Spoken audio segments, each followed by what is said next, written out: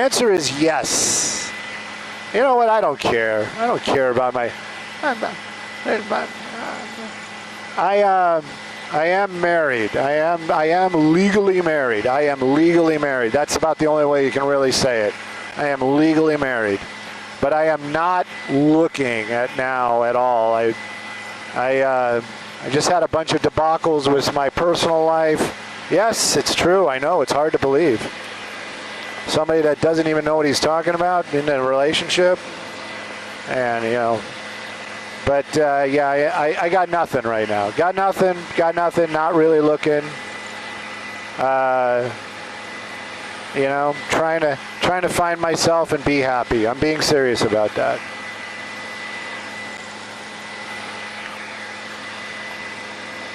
I want to be beholden to no one at this moment. You know, do I get lonely? Of course, but I got cats. So,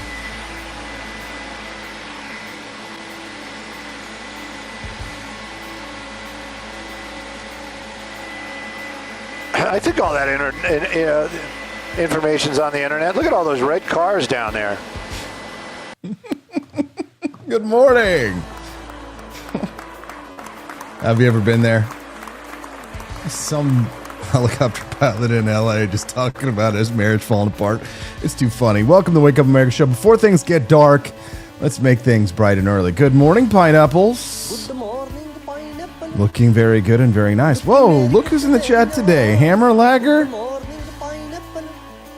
Wow, Evan Rowan. Haven't seen you in a while, Evan. What's been going on? And look at that. Southcott Larry Legend 420. He's giving me hell because I'm late. Too bad. Sometimes greatness takes time, and good things come to those who wait. Folks, welcome back to the Wake Up America show, the only show that'll tell you the truth, even if it breaks your libertarian purity ring. No!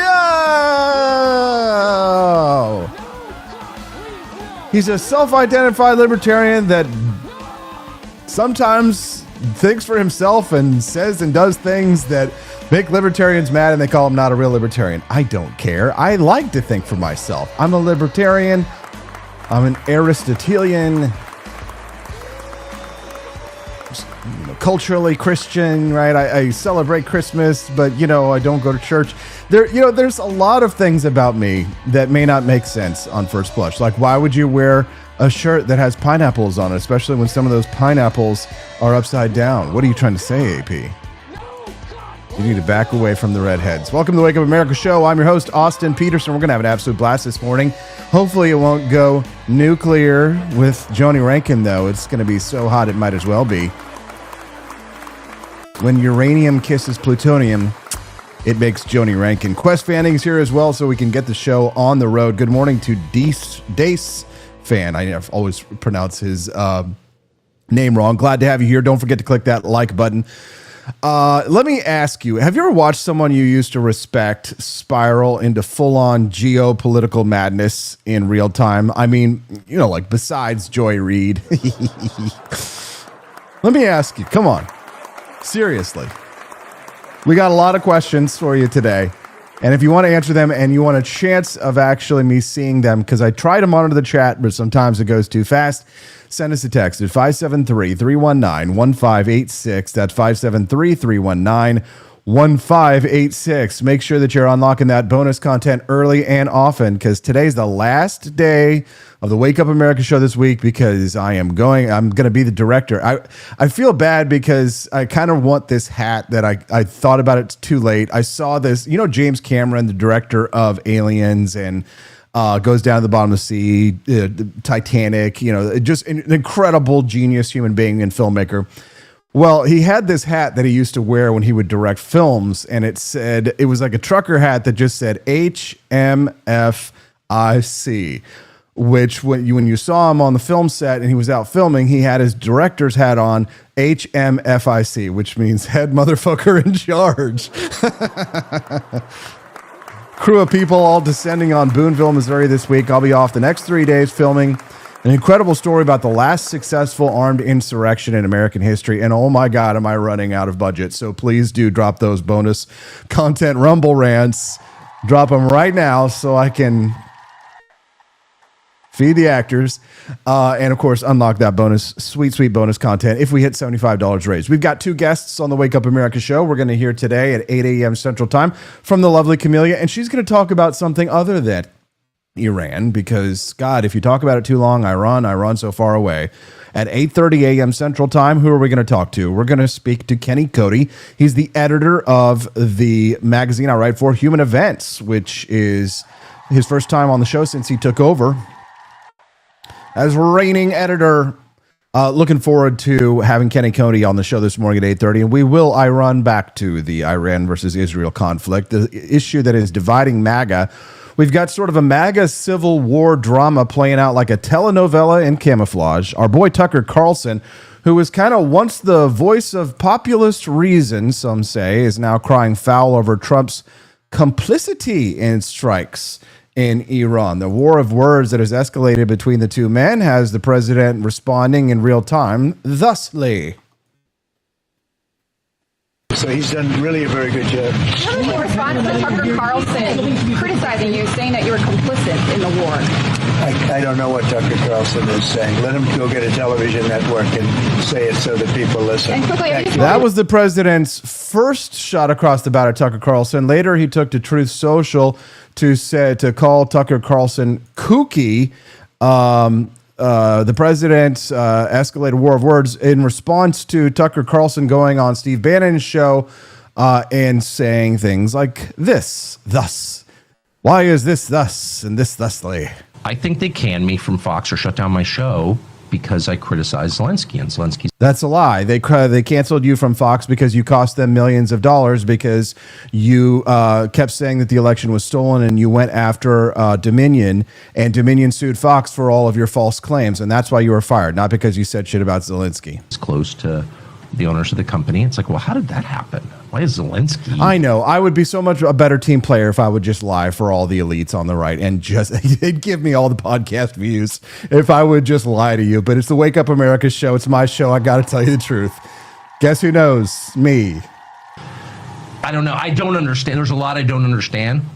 All I know is that it's not just Fox News. It's the American media generally. It's government institutions. There's a man who 2 weeks ago on the right there called for seizing Elon Musk companies like the socialist whore that he is. This city. Liar and whore.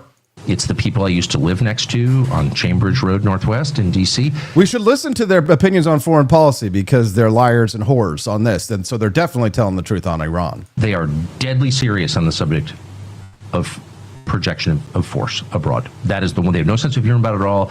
They'll lecture you all day about the gays and the black people and, in this house, we believe in science. They don't give a shit about science or black people or gays or transgender. What they care about is the projection of force against their enemies. Yeah.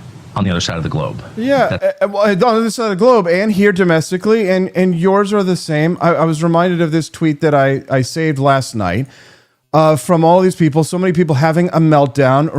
How about I just say it to some of these operatives who I definitely think are taking foreign cash, and many of them have already been shown to be taking foreign cash. Let me just say to many of these operatives that it's been nothing but lectures from them about having power and principles. We don't need principles. Those libertarians are too principled. We have to have power first, and then you express power, and that expression of power is what makes you right. And it's all about being in power and not having principles. Again, their words. Now Israel expresses power, and all of a sudden it's it's not our war. These terrible Jews are trying to destroy these innocent Iranian mullahs. Oh no. And you have people in the streets of Iran who know that it's dangerous to do so. It's not like the No Kings protest the other day where they didn't have to work. Did a few white journalists get rubber bulleted?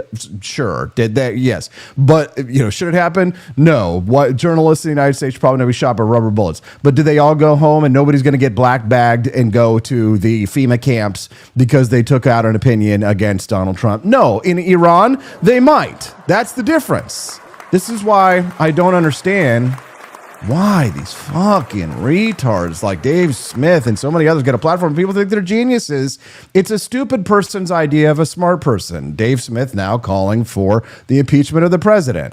I would be very happy for to see Donald Trump impeached for the illegal, immoral, borderline war of genocide that he's been helping the Saudis conduct in Yemen. It's a genocide. It's always a genocide. Why is it all? It doesn't matter what the war is. It's always a war of genocide. Yemen genocide, Iran genocide, Gaza genocide. It's all a genocide. You know why? Because the problem is people like this ratchet up your emotions so much, and that when you watch their show, you have to watch it because it's the 2 minutes rage, right? It's 1984. It's a George Orwell. It's like rah, right? And once you pulled it up to genocide, everybody's angry and everybody's freaking out and everybody's terrified about. But it's the intellectual equivalent of, again, a stupid person's idea of a smart person. Grading on a curve. He is a war criminal who deserves to be tried and buried under the prison, right alongside Barack Obama and George W. Bush and John McCain and all the rest of them. Obama. He's George W. Bush. He's the same as George W. Bush and Barack Obama.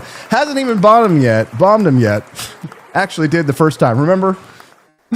General Qasem Soleimani. People who thought that Donald Trump was some non-interventionist pacifist have not been paying attention. He has always been a Jacksonian. He has always been in the vein of Andrew Jackson. And Andrew Jackson killed some motherfuckers a lot. And he would sometimes kill them himself on the lawn, which, as a matter of fact, would be a great way to wage war. Let's just get the Khamenei, the Ayatollahs, the mullahs, get them all out into the open, right on the White House lawn, and give them an old Andrew Jackson-style flintlock and let them fight it out. Real quick, Donald Trump should be in prison for war crimes for what he did to the people. Who said shut up? Thank you. Of Yemen. How's that for taking on the right? You're just defending your Democratic president. Good. I actually stand on principle. Lockdowns and keeping Fauci on the job, and Yemen and Israel and Iran, and there's just like the government spending, and there's just a lot of them that it's like I just kind of can't forgive him for. But I think I might vote for Trump.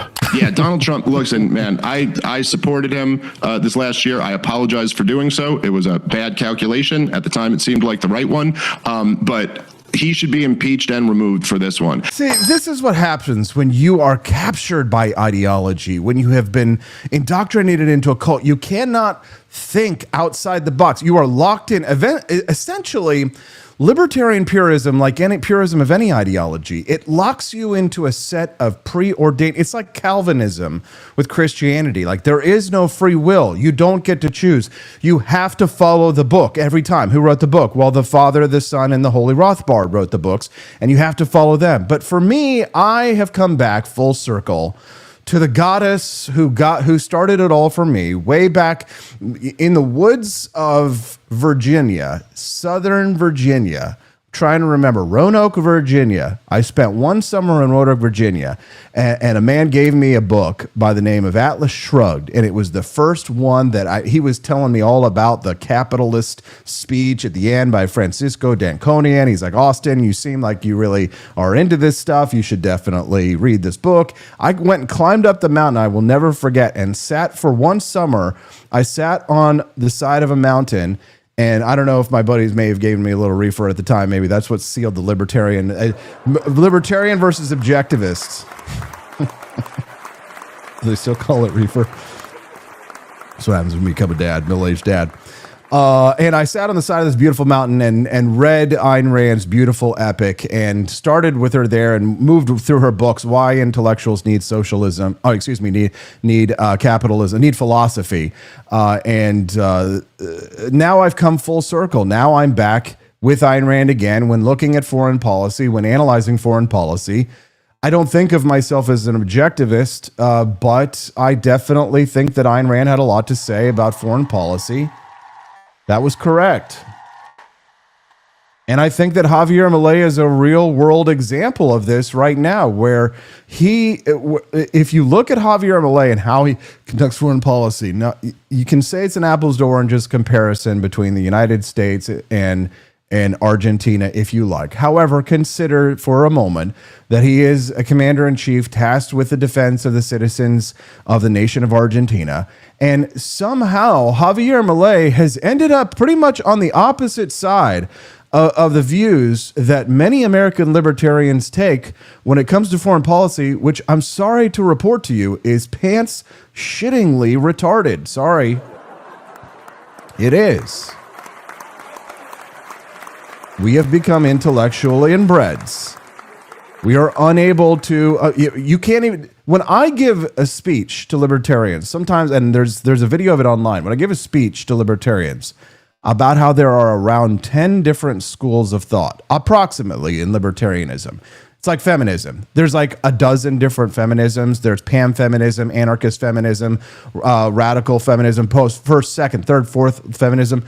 It's the same with libertarianism, and it suffers from the same philosophical faults. It suffers from the same determinism, and it suffers, sadly, with libertarians from the same wokeism. I shit you not. It's woke. I can prove it, but they won't listen.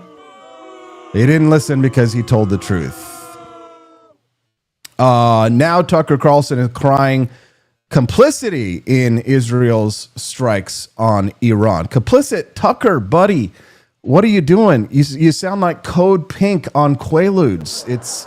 What is the functional difference between people like Tucker Carlson and Dave Smith or some of these MAGA people and American communists? What is the functional difference between, on foreign policy specifically, what is the functional difference between American libertarians and some of these isolationists from the communists? What is the functional foreign policy difference? Trump, he was over at the G7. He was just brushing Tucker off. He had to get out of there, said, let him get a TV network, which is kind of like the Trump version of, like, oh, bless his heart, sugar. You know what I'm saying? Tell you to go to hell in a way that's nice. And then he calls him Kooky Tucker. Folks, when Trump calls you Kooky, that's like Ozzy Osbourne saying that you need to tone it down.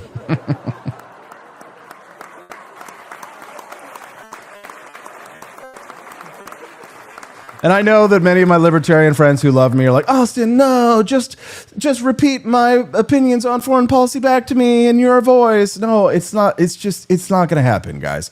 There's going to be some cognitive dissonance today that's going to have to take a hammer. I'm going to take some sacred cows today, and I'm going to slice them up, and I'm going to smoke them on the grill, and I'm going to make you a nice, delicious sacred cow brisket.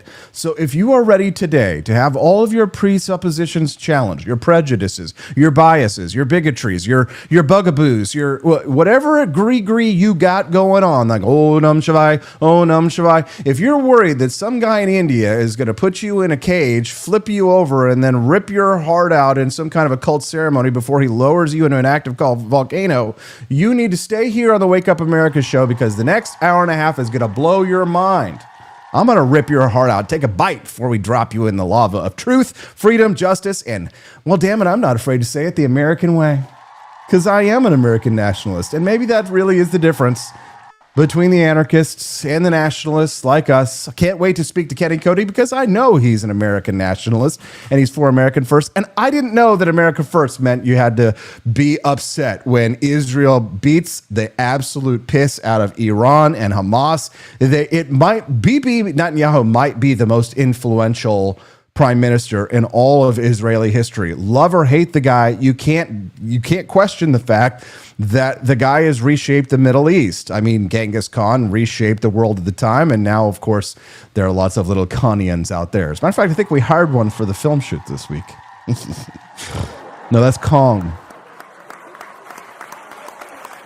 Kong Tao, our sound guy. You gotta bring the Asians.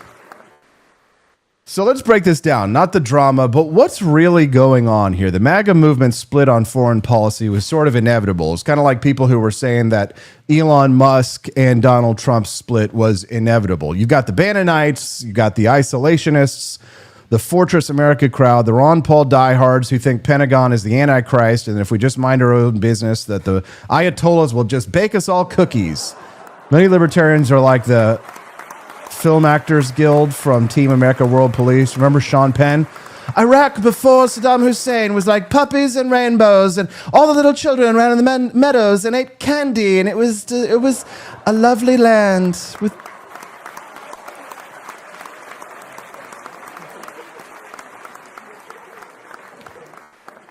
But then there's the hawks. And you know what? Maybe I'll raise my hand here. You know what? I am a hawkish libertarian. I believe in peace through strength, not peace through hashtags.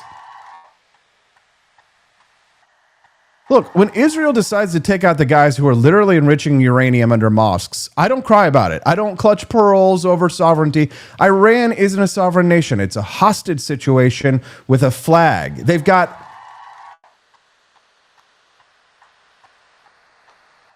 got total control over their people. It's like a Muslim North Korea. It's like a theocracy versus what you have in North Korea. At least they don't pretend that there's a God and there's no hope. The people of Iran have hope. They want to be free. The people of Iran are not like the people of North Korea.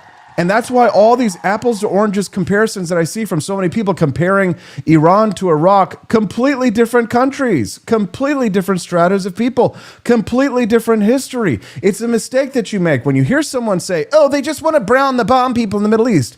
You think all Middle Eastern people are brown. You are retarded. Congratulations. Boom. Hit the retard button. Joni Rankin, she spared a thought for the starving actors and dropped a Rumble rant, $10 in. Thank you, sir. Right there. So Trump is being blamed by Carlson and others for not stopping Israel. Since when is defending your allies a war crime? Backing them up. Here's a question. When did opposing war become the same thing as siding with tyrants? Has it always been this way? Because I was contacted yesterday by a former member of the Soviet Socialist Republics, the USSR. He lived back in the USSR. You don't know how lucky you are not to live in the USSR. Legit. He contacted me yesterday and said, these American libertarians, Austin, I swear to God, I lived in the USSR. He says, the peace movement has always been a front for the socialists' incursion into the United States. If you want to find, I love that there's, you've got all these like Bannonites and these paleos who are like, Joseph McCarthy didn't go far enough. Well, where do you think the fucking communists were coming from, dipshit? They were coming from through Russia and Iran. Does anybody remember the beginning of the movie Lethal Weapon in the 1980s, back when America was still based and red-pilled? We need to make America great again. It just means going back to Ronald and Reagan, but actually following through with the policies instead of just the rhetoric. Yeah, peace through strength, right? So, when did opposing war became the same thing as siding with the tyrants? Well, it's not to see. I mean, I'm sure that some of the anti-war people though some of the dippies out there really are serious. But if you scratch an anti-war person, you'll typically find someone who's supporting the other side, or they have so many logical fallacies, and it's just a pointless time to discuss, right? Because that's what some of these anti-war libertarians really are. They're sounding indistinguishable from the Howard Zinn crowd. The folks who think that the CIA is a real terrorist organization and Iran is just misunderstood. If your foreign policy sounds like it was ghostwritten by Angela Davis, you may not be the liberty warrior that you think you are. You may not be the liberty warrior you think you are.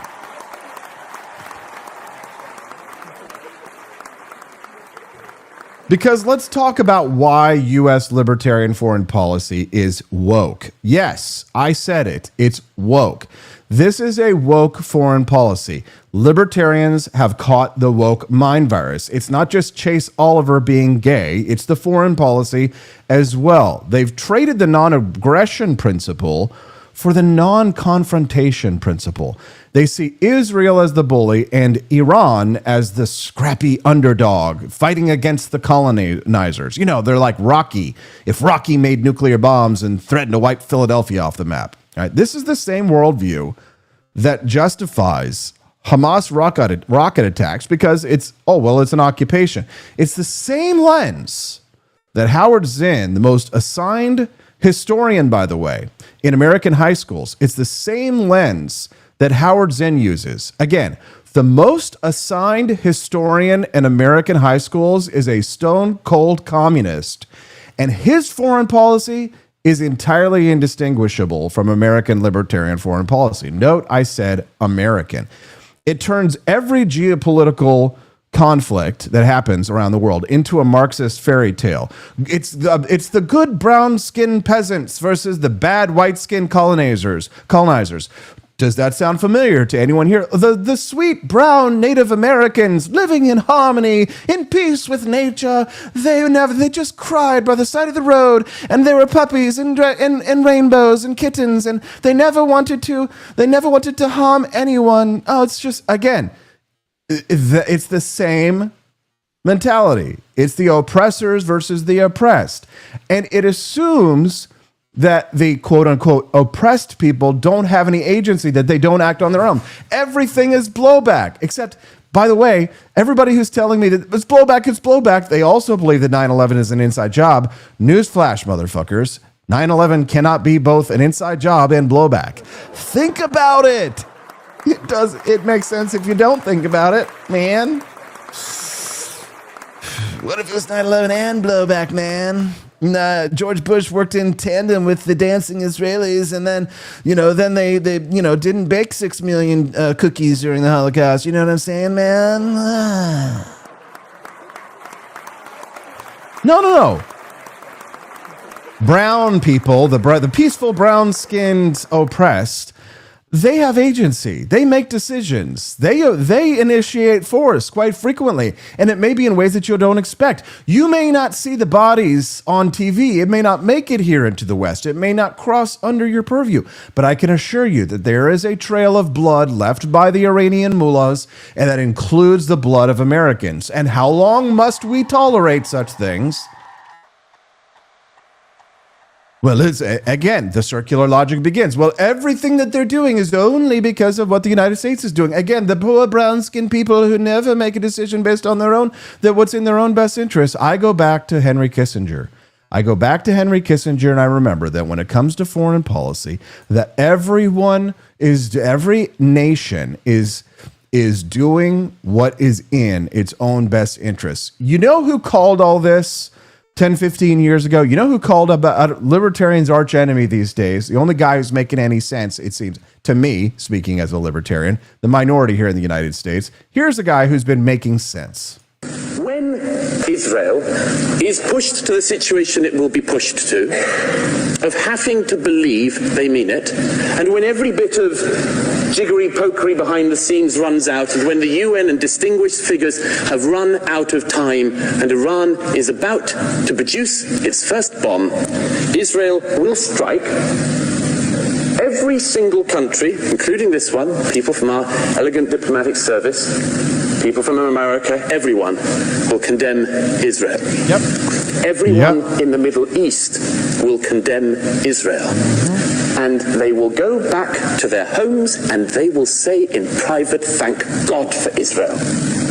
The Saudis, the Bahrainis. Yeah, they won't say it publicly. The Egyptians, they won't the say it Libyans, publicly. The Lebanese, everybody will say, thank God they did it. Yeah. Because nobody else would. The proposition being put before you tonight is that you have a choice between war and an Iran with the bomb. You have a choice, as has been said before, between war and dishonor. You'll choose dishonor this evening and you'll get war.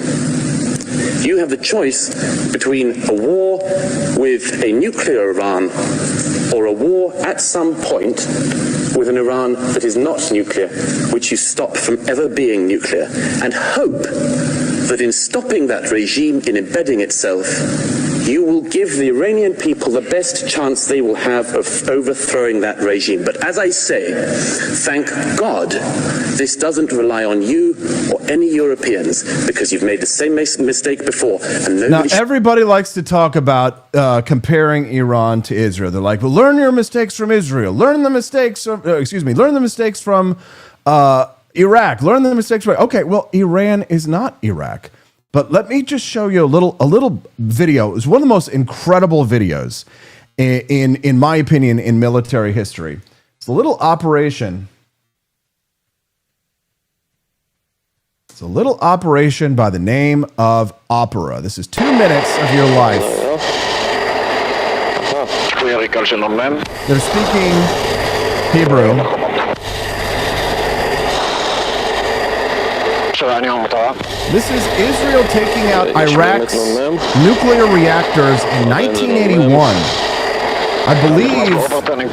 I believe, and I could be wrong, someone check me on this one, Benjamin Netanyahu's brother might have been killed in this raid.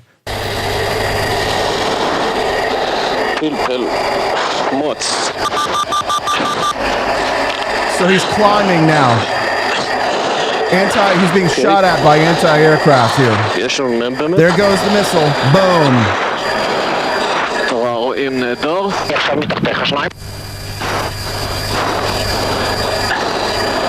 There we go. Listen to his voice as he takes on the G's. He can't breathe.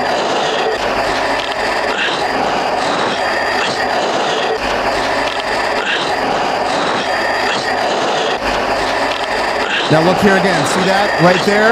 You would miss it. Hold on, I'm pointing it out. In the top left-hand corner of the screen, you can see anti-aircraft right here headed straight for his jet.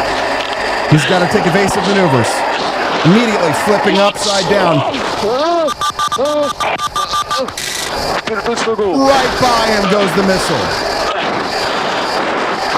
Boom. Survived. Operation Opera, also known as Operation Babylon. It was a surprise airstrike conducted in 1981, which destroyed an unfinished Iraqi nuclear reactor. The Israeli operation came a year after the Islamic Republic of Iran Air Force had caused a minor damage to the same nuclear facility in Operation Scorch Sword. It's always been a nightmare. Andy Opperman, thank you, said Justin P. made the point. Nearly every social movement from the turn of the 20th century, including women's suffrage, has been co-opted by communists. Yes, absolutely true. Quest Fanning, there we go. It says, I'm anti-war insofar as 90% of the time I need my Brett Baer reading glasses. It's throwing bodies in the grist mill to feed the MIC. I'm comfortable not intervening abroad because we always screw it up more. Well, there is a good argument for that. There absolutely is, and I can see where you're coming from.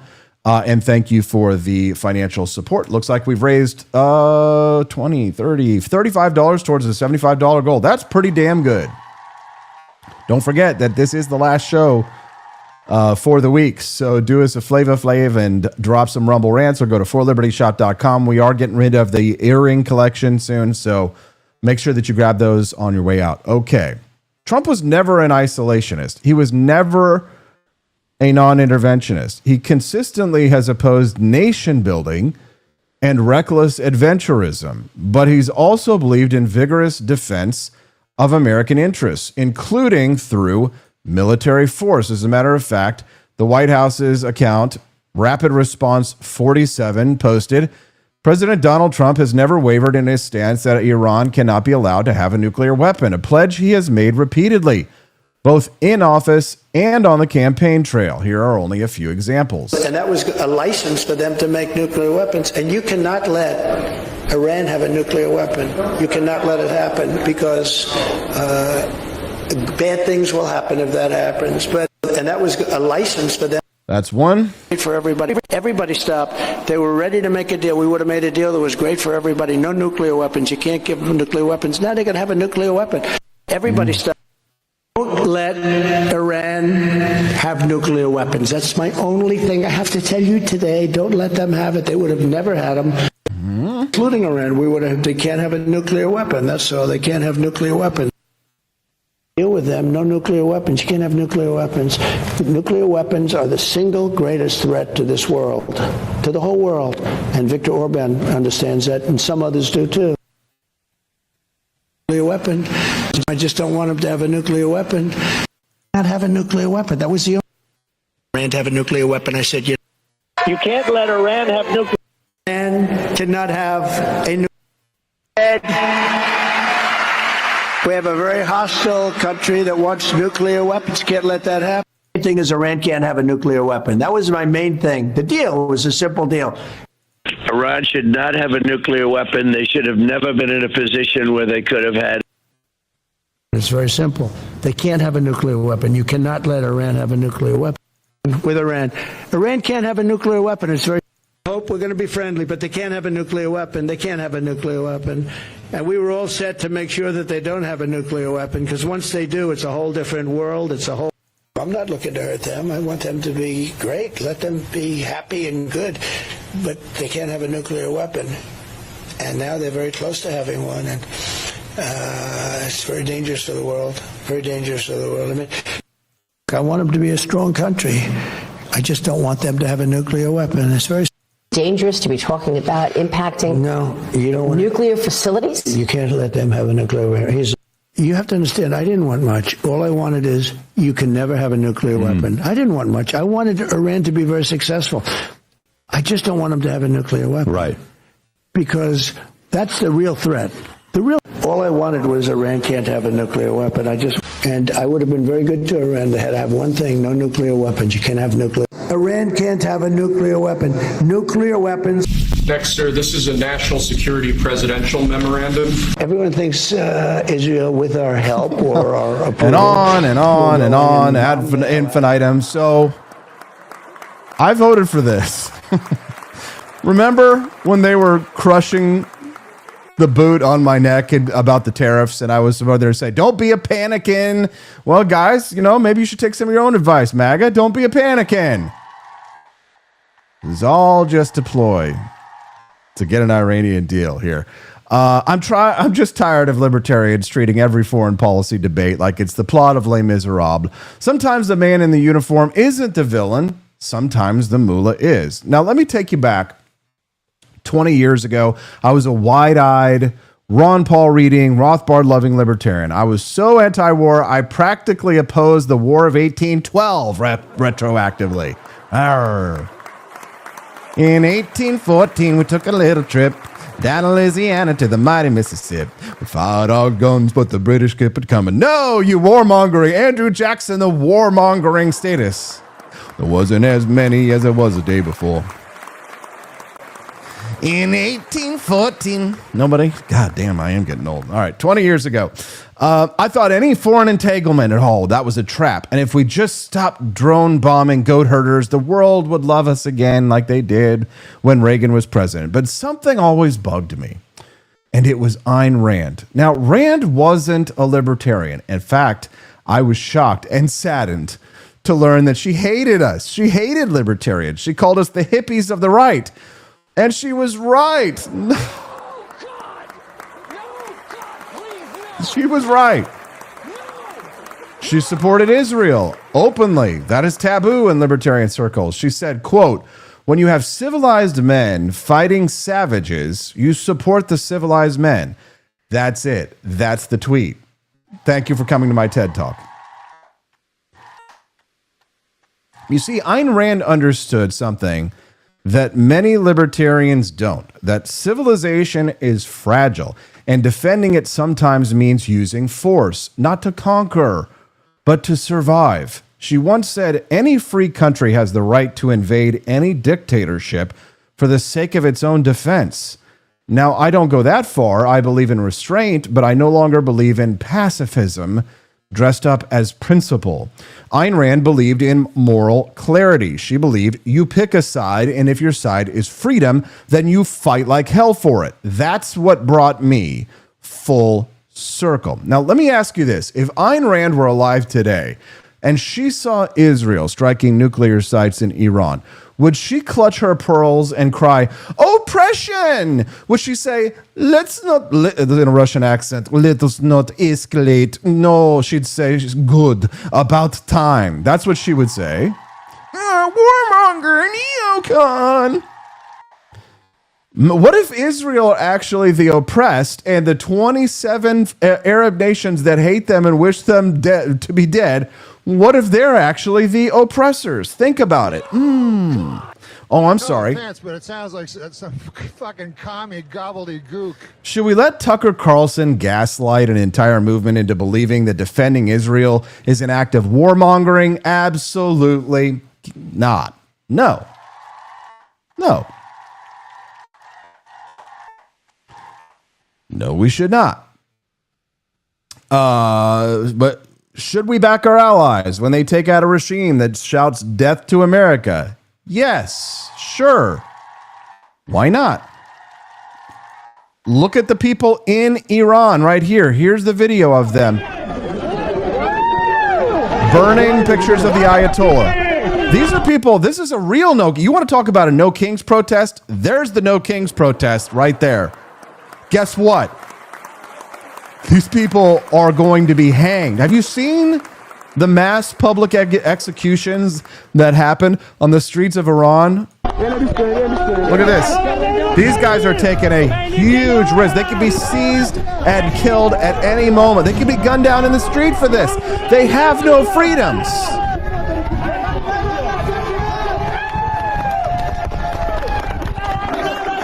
And those of you think, oh, well, Iran is just defending itself. Well, tell that to the family of Major General Hossein Salami. Oh, wait, you can't. He's dead. Courtesy of an Israeli missile. Rest in pieces. Oh. I'm going to lose so much sleep over it. Not. Let's be honest. The anti-war crowd has no answers. And the war, great. Okay, then what? Let Iran get the bomb and then just pray that when all this death to America stuff, that they're just bluffing. Listen, I've been around now for decades. I've seen the liberty movement grow. I've seen it evolve. And at times, like during COVID-19, I saw libertarians lose their spine. So forgive me if I don't take the not a real libertarian crowd seriously when it comes to my opinions on foreign policy. Have you ever been there? Liberty, if anything, means standing up for what's right, not just what's comfortable. I don't follow Tucker Carlson. I don't follow Trump. I follow the truth. Except the applause button is fake. And right now, the truth is that Israel is doing what has to be done. Trump's not perfect, but at least he's not bowing to the woke anti-war mob. He's playing chess, not checkers. Iran wants diplomacy, great, but only after they've been defanged. If that makes me a hawk, hand me the wings, baby, and I will make my way back home when I learn to fly. So where do you stand? Are you on the side that fights with freedom or the side that says, not my problem until it's your problem? Because history doesn't wait for purity tests, and neither do missiles. You've been listening to the Wake Up America show. I'm your host, Austin Peterson, and if that ruffled some feathers, good. Now go get a coffee mug with Liberty on it and get back in the fight. It's time for us to talk about the Wake Up America show's For Liberty Shop. Yes, folks, I still think of myself as libertarian. It's all with love. I'm a Javier Milei style libertarian, and the best Javier Milei merchandise in the whole ding-dang world is at forlibertyshop.com. I hope you already knew that. Today's the day to go to forlibertyshop.com right now. You'll help unlock bonus content if you buy your product during the Wake Up America show while we're live, which is for another hour and 10 minutes. With 2 guests left to go, we've only got a little bit left to unlock the bonus content. You can watch the bonus content today, which is South Park inspired, and I think you will love it. So if you guys want to see it, all you got to do is either drop Rumble Rants to equal $75 or make purchases at forlibertyshop.com. That's the number 4, libertyshop.com. If you do and make that purchase forthrightly, we will drop you your bonus content. You get to watch that instead of commercials. It's way more fun, and it's a great way to ensure that next month you get to hear these raw, unedited opinions that you will not hear anywhere else. That's why you come back to the Wake Up America show Monday through Friday, 7 to 9 a.m. Central Time. That's 5 days a week, 2 hours in the morning. Find out what's happening in the world, have a little fun, a little funny, and maybe make you think.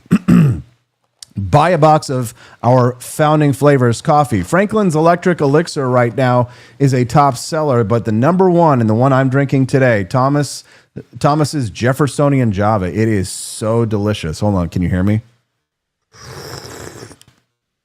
Oh my God, light and airy and delicious with a nice crisp roast, and it is light roast. The Jeffersonian Java is our number one seller for a reason, because it is a delicious, high-energy drink with our beautiful third president, Thomas Jefferson, sitting at Monticello in a lovely design Stephanie and I made for you on the box.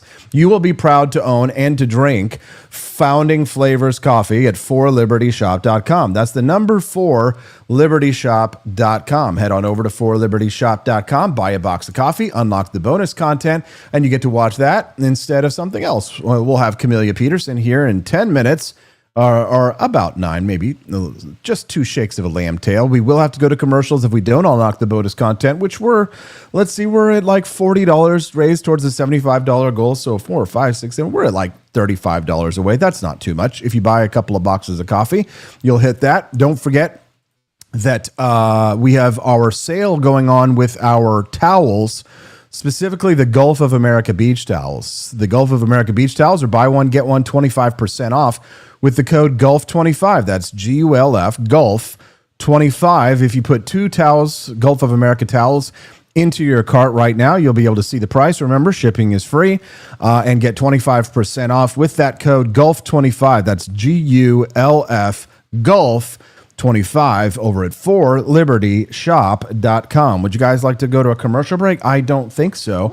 So make sure that you go over to the shop right now. And if you just buy a beach towel, that'll probably do it. Get the big one, guys. And by the way, we went around the country. Whenever Stephanie and I go around to like a trip, and we always like buy certain things. We buy an ornament, and I buy a towel.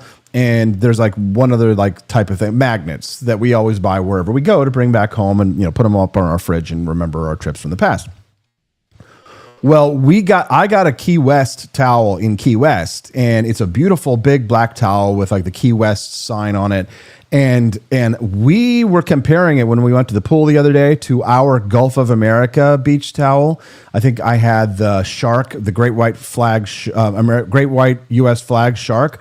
And we were comparing the thickness and the fluffiness of the flags. And mind you, I bought it in the store, sightseeing, knowing what it was. And our towel is better. Our towel is good quality. Compare it to any of your other beach towels once you buy it.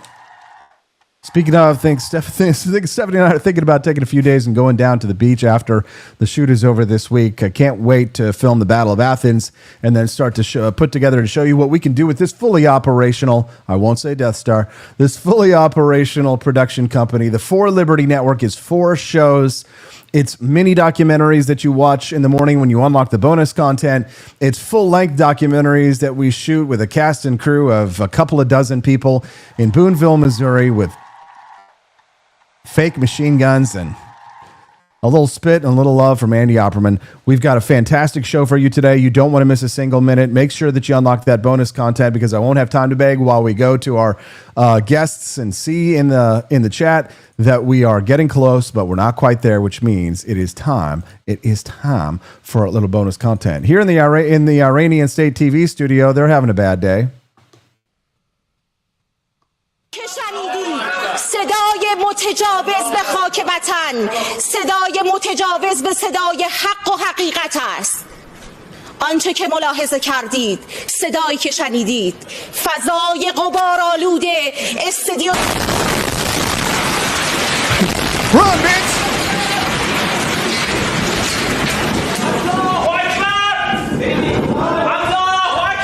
Allahu Akbar. God is great. God is so great that he just dropped an Israeli missile on your head, Abdul Ahmadinejad. Boom! Iranian State TV. Libertarians, it's a war crime. It's a state, it's a government television station, guys. It's the government.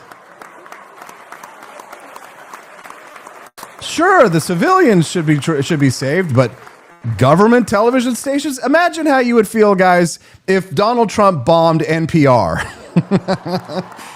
Yay! We all be singing.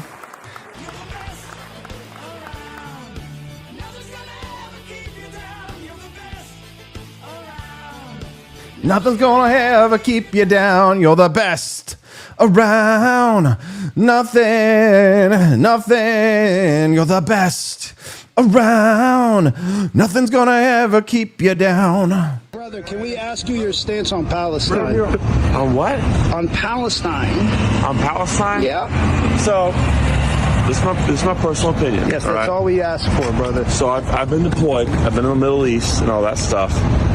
There's an issue, in my personal opinion, with a religion that raids and steals children, right?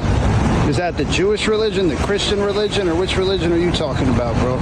It's Islamic religion. The Islamic religion? But it's the I'm a veteran, brother. But it's the extremist. It's the extremist. Bro, Islamic shut the fuck up. How about that, bro? Real Islam, bro. Hey, bro, how about you shut the fuck up, man? He's a patriot. He's a patriot. This is me. This is me in the libertarian movement. But it's the. I'm a veteran, brother. But it's Try and be reasonable, and this is how you get treated. Extremist. It's the extremist. Bro, Islamic shut the fuck up. No, it's not. It's all of them. Look at them. Look how they're treating you. How about that, bro? Real Islam, bro. Hey, bro, how about you shut the fuck up, man? Islam that has nothing to do. Look, you can tell he's a right-wing Chad. Look at that jawline. He's got the classic Chad. He's got a nice chest, good body right there. That is a conservative right there. It's a man who works out because, as we know, it's right-wing to work out. Pussy, bro. Bro, did you kill any Arabs, bro? Did you kill any Arabs, bro? Everybody. Did you kill any Arabs, bro? Hey, military boy, did you kill anybody? Why are you guys yelling at me? If this is a skit, it's a damn good one. Oh God, the white man is just so confused. So look at that Chad with his mohawk. He's got like the mohawk, faux hawk. What is it? It's the. It's not quite. I won't call it the.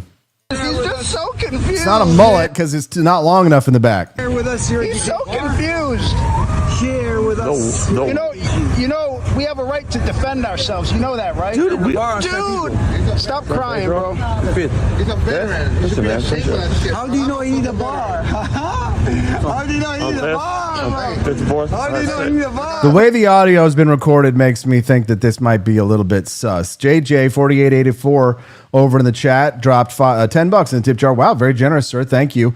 Said, want to shout out the Persian Christians, especially the Persian Orthodox Church. These domineering Islamists need their just desserts from since the Ottoman Empire. Thank you, brother.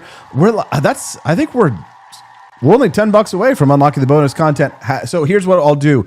If you unlock the bonus content during the commercial break, I'll immediately switch over to the commercials. But I got to go because Camelia's waiting, and we're going to talk about something else for a few minutes. We're going to talk about which jobs will be lost by AI in the next 10 years. So something useful, something interesting, and something that's not, World War III coded. We'll be right back, or maybe it is, on the Wake Up America shows for Liberty Network.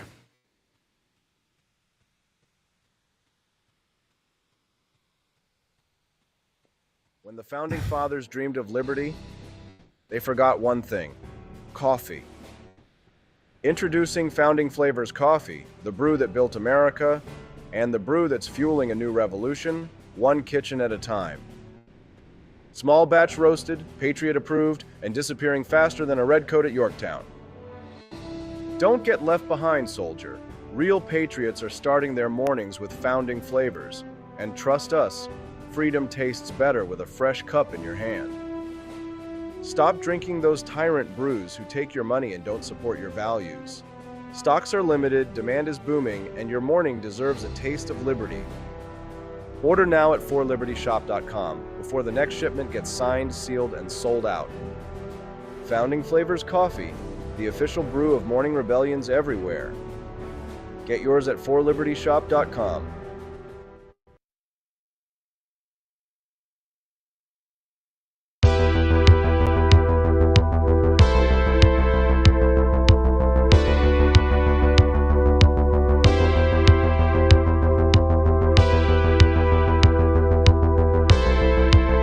Are you tired of the strange radioactive effects of leftist culture? Do you ever wonder what happened to good old-fashioned American values? Well, fear no more, because there's a new force fighting back against the cultural rot of today. Introducing Culturama, a right-of-center talk show that's taking back the future today. Hosted by none other than blonde bombshell herself, Daniela Pensack. She's not just talking, she's taking culture back. With sharp takes, brilliant guests, and a few surprises along the way. Tune in to the live video podcast twice a week, because the future doesn't have to be weird. It can be Culturama! If there wasn't going to be somebody who was a fiery champion of liberty, somebody who would get out there and who would be aggressive, and if they wouldn't do it with more fire or passion than I had, then I would go and I would fight this battle for us. I've fought for the principles that we all share. Parties tend to be secondary to me. We're here because we believe in the principles of liberty. I am not a perfect messenger. Some politicians spend more time chasing applause than solutions. Josh Hawley, yes, the constitutional conservative, the populist outsider, the guy with the clenched fist and furrowed brow, is now pushing for a $15 federal minimum wage. And I've got to ask, is he trying to win over working Americans, or is he just auditioning for MSNBC? Hawley's teamed up with a Democrat to more than double the minimum wage by 2026. On the surface, that sounds bold, unifying, populist. But scratch beneath the headline and you'll find the same thing you always do with Hawley, a slick maneuver that benefits him more than the people he claims to care about. This is the same senator who supported right-to-work laws and cheered when Missouri voters shot down wage hikes. The guy who railed against nanny state economics is now front and center with a plan that would make Bernie Sanders blush. You half expect him to show up in a union jacket and demand free college next. He's not wrong to notice that wages have stagnated. He's not wrong that working families are getting hammered by inflation and corporate consolidation. But the idea that a one-size-fits-all federally mandated 15 minimum wage is the answer? That's not populism. That's lazy economics wrapped in cheap applause. And who gets hit hardest? Small businesses in small towns. Places Hawley pretends to represent, diners barely staying afloat, gas stations scraping to make payroll. Forcing a nationwide hike without a plan to help them absorb it isn't bold, it's blind. But that's Hawley's move, isn't it?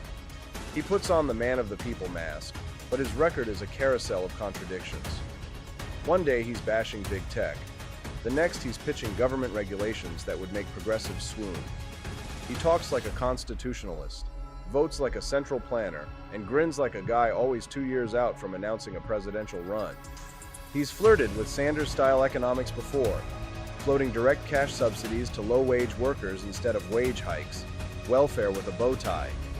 Now he's just skipping the middleman and going straight to federal mandates. Same big government policy, just in red state wrapping. And let's not kid ourselves. This minimum wage push is about optics. Hawley wants to be seen as the Republican who cares about workers, the guy who can parrot the left, wrap it in patriotic language, and act like he invented labor reform. It's not about principle, it's about positioning. And it's working. Some conservatives are falling for it. They see the rolled up sleeves and think he's fighting for them. Meanwhile, he's just rolling out another top-down plan that hands more control to Washington and less freedom to the people doing the hiring. Raising the minimum wage sounds great until the layoffs start. Until the kiosks go in. Until the mom and pops close because they can't compete with multinationals gaming the tax code. The rich get richer, the poor get pink slips. And Hawley gets another cable news segment. If he really cared about workers, he'd be fighting for more freedom, not federal control. Cut red tape, cut taxes on small businesses, deregulate industries strangled by nonsense. But that doesn't get clicks. That doesn't trend on Twitter. That doesn't get you invited to nod solemnly on Sunday shows. And maybe some of them do care. But caring isn't enough. You have to be consistent. You have to have a spine. You can't be the guy warning against tyranny on Monday and then pushing wage mandates on Tuesday. Josh Hawley isn't a fighter.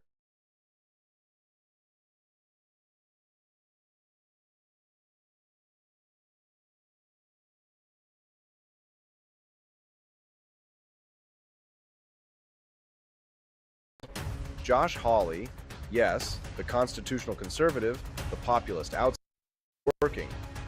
Some conservatives are falling for it. They see the rolled up sleeves and think he's fighting for them. Meanwhile, he's just rolling out another top-down plan that hands more control to Washington and less freedom to the people doing the hiring. Raising the minimum wage sounds great until the layoffs start. Until the kiosks go in. Until the mom and pops close because they can't compete with multinationals gaming the tax code. The rich get richer, the poor get pink slips. And Hawley gets another cable news segment. If he really cared about workers, he'd be fighting for more freedom, not federal control. Cut red tape, cut taxes on small businesses, deregulate industries strangled by nonsense. But that doesn't get clicks. That doesn't trend on Twitter. That doesn't get you invited to nod solemnly on Sunday shows. And maybe some of them do care. But caring isn't enough. You have to be consistent. You have to have a spine. You can't be the guy warning against tyranny on Monday and then pushing wage mandates on Tuesday. Josh Hawley isn't a fighter. He's a performer, a guy who reads the crowd and plays the part. And if tomorrow that crowd wanted $20 an hour, you better believe he'd back that too, just to stay in the spotlight. So what do? We call it out, loudly. We don't let the populist mask fool us. We don't accept big government solutions just because they come with a red tie instead of a blue one. We fight for real liberty, real prosperity, and real reform, without selling out to central planners in disguise. And if you want to wear that fight, not just talk about it, head over to forlibertyshop.com. No corporate fluff, no lobbyist handouts, no phony populism. Just clean, bold, liberty-first gear you can wear with pride. Because freedom isn't a slogan, it's a standard. It doesn't come with a minimum. It comes with maximum responsibility and maximum resistance to political bait and switches like this one. Hold the line, speak the truth, and don't let your principles go for $15 an hour.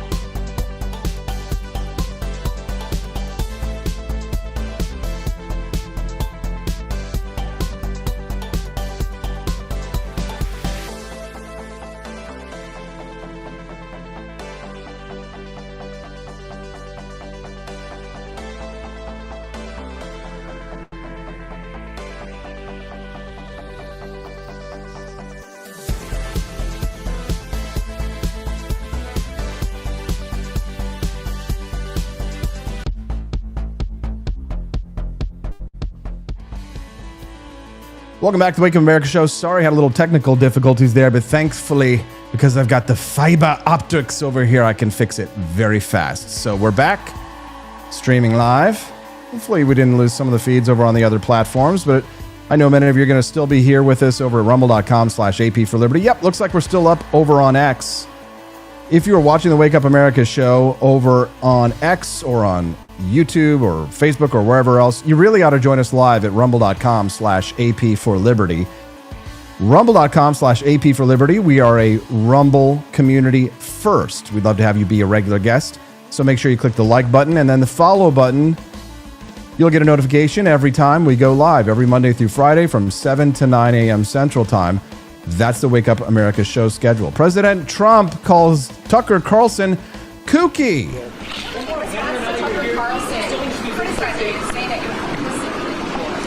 I don't know what Tucker Carlson is saying. Let him go get a television network and say it so that people listen. Thank you. Oh, goodness gracious. Let him get a television network and say it so people will listen. And then later, the president of the United States on Truth Social says that Tucker Carlson was kooky. Joining us right now, someone who might be nodding her head along with that.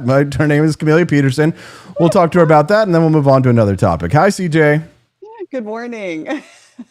Glad to have you here. I got the wrong title underneath you. You're Ian Howarth right now until I can put the right one on there. I love Ian. Like, I can identify as Ian Howarth. Ian's a good dude. Ian's a good dude. So what do you take of the president kind of swiping back at Tucker? Elon's out, now Tucker too? Yeah, I don't know. It cracked me up, and he's like, Tucker should go get a TV network so somebody will actually watch it. That's such boomer thinking, right? Yes. I mean, it's like he just can't get out of that mode. Like, his kids may be kind of dragging him into, the current age, but he's still kind of stuck back there. So no, I don't know. It's always interesting to see who. Like, you're playing with fire, if you're adjacent or in with the Trump administration, because, it's like we've seen it many, many times. You can turn on a dime, and you can't say the wrong thing. So.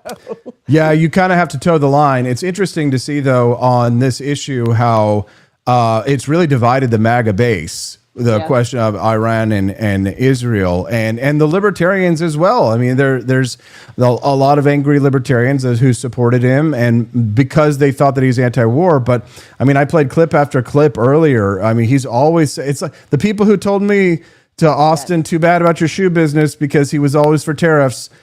He was always for never letting Iran have a nuclear weapon. So maybe we should tell them, Camelia, don't be a panikin. You're right.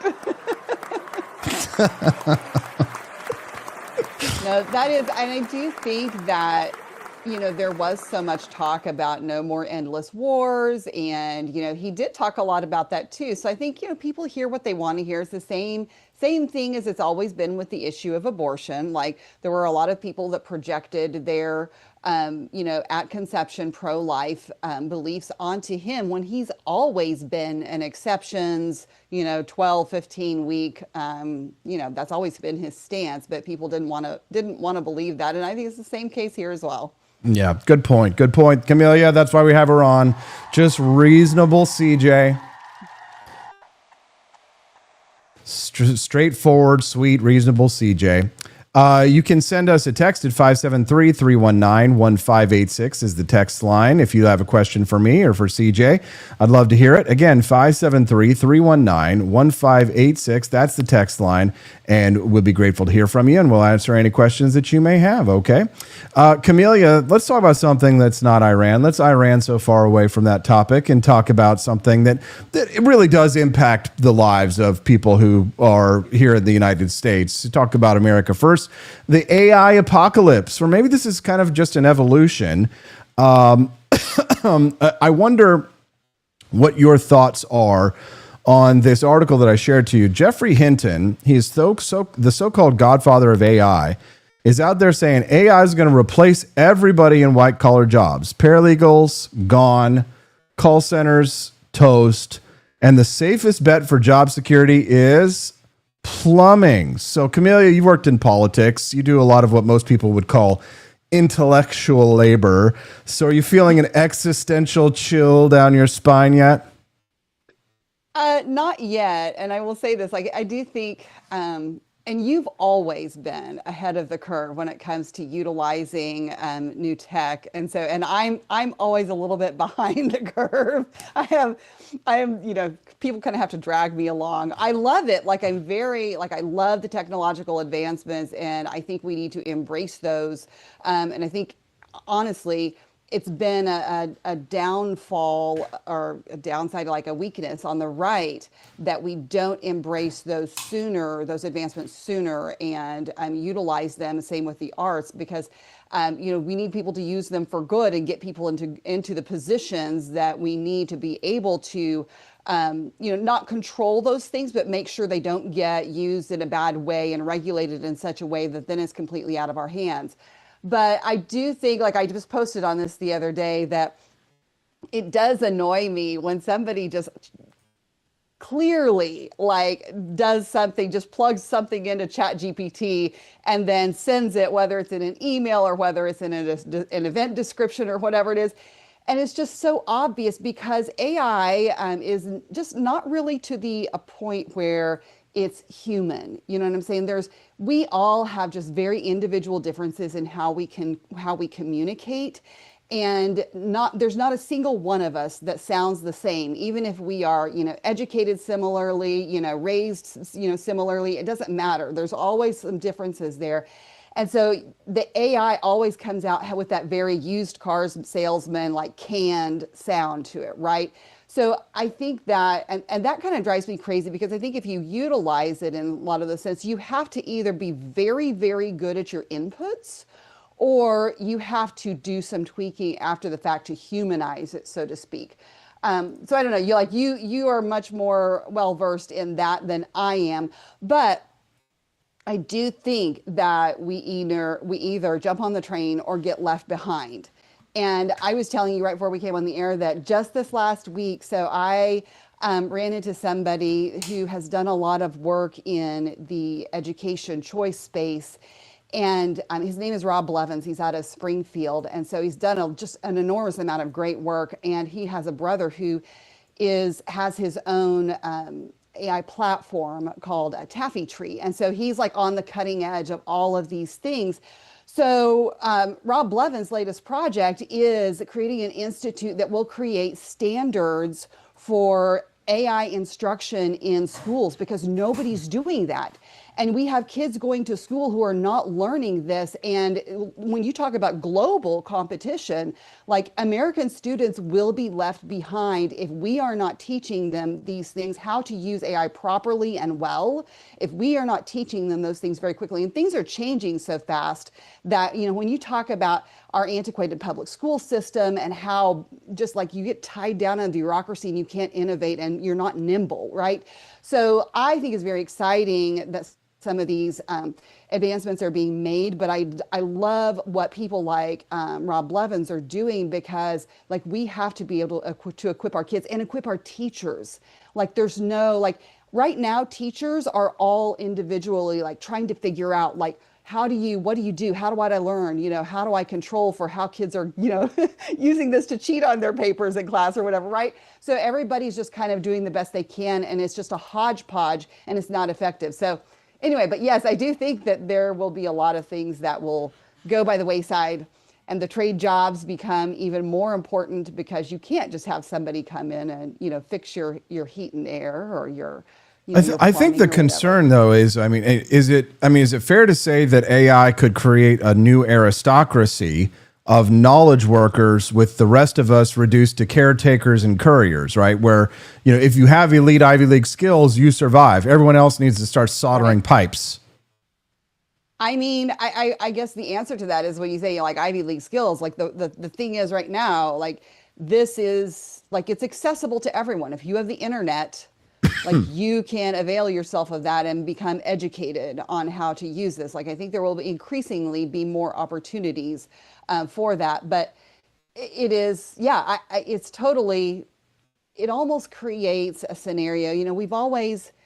We've had compulsory education, right? Everybody goes to school, they kind of learn all of the same things.